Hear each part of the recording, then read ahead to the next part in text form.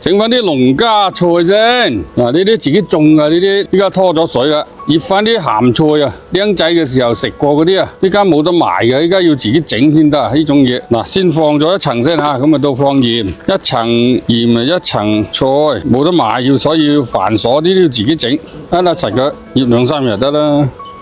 以前咧多嘅時候咧就揾過啲棕蚬啊，揾過啲棕蚬嚟踩㗎，要用腳踩先至好食嘅喎。反正整燒酒用腳踩先得嘅，咪可能唔夠香啊！一實嘅揸住好啲。嗱，幾下弄鹽醃啦，反正啲就地取材，簡單。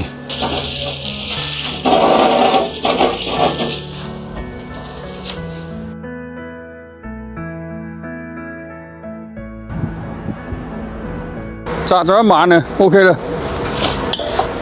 鹹菜啊呢啲，以前窮嘅時候啊，都係自己整嘅，全部都啲嘅鹹菜，邊有去買啊？係咪先？雖然2毫子斤啫，啲嗰陣時邊有咁多錢嘅，一日揾唔到2毫子，係嘛？晾開佢，1晚啫。所以話呢啲就好多功夫就係咁嘅啫。但你自己又想食啲健康啲，又懷舊啲，咁啊要做多啲工作啦。做多啲功夫啊！即係以前呢啲擺婆啊，實係中意識做呢啲嘅。嗱咁曬嘅嘛，係嘛？而家喺我哋順德就好少有呢啲咯。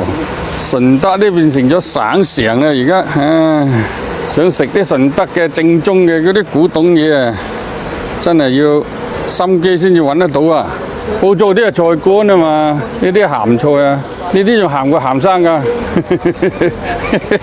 呢啲古法炮製啊！而家啲好多廣州人啊，專係走嚟我哋順德揾啲地道嘅順德嘢食啊！